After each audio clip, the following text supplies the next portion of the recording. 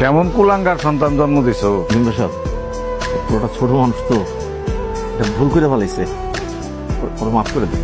তো তুমি যে পুলারে মানুষ করতে পারো নাই, সেটার লেগে তুমি আর তোমার বউ শাস্তি পাবে। তুমি একদম এর কথা শুনবা না, আমার মাইরা ভালো লাগার কথা শুনবা না। সিনেমার ডায়লগ মারে। একে থাপড়ে দাঁত ফেলা করে। তোরে তো আগেই কইছিলাম এই মেয়ে ভালো না, আমার কথা তো শুনুস না। আগে যা গেছে গেছে, সব বাদ।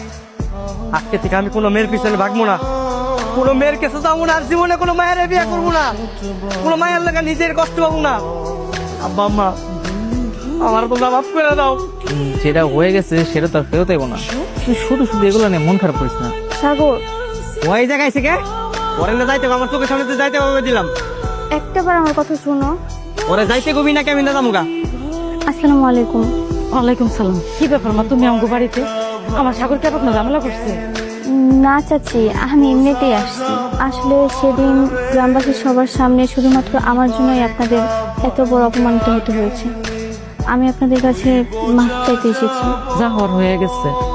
আমার সাগর অন্যায় করছে, তাই গ্রামবাসী আমগো শাস্তি দিচ্ছে। ওই মেম্বারের মাই আঙ্গ বাড়িতে কি করতে আইছিল? মাফ দিতে এসেছিল। আমিও মাফ করে দিই।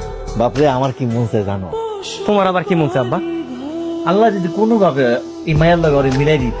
বা তোমার মাথায় কি কোনো সমস্যা আছে? হ্যাঁ, ঘুরা ফিরা আবার এই মেয়ের আমি বিয়ে করতে যাবো?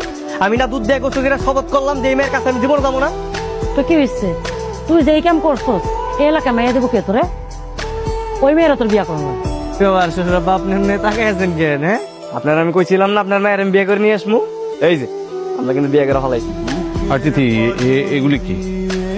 হ্যাঁ বাবা, আমরা সত্যি বিয়ে করেছি।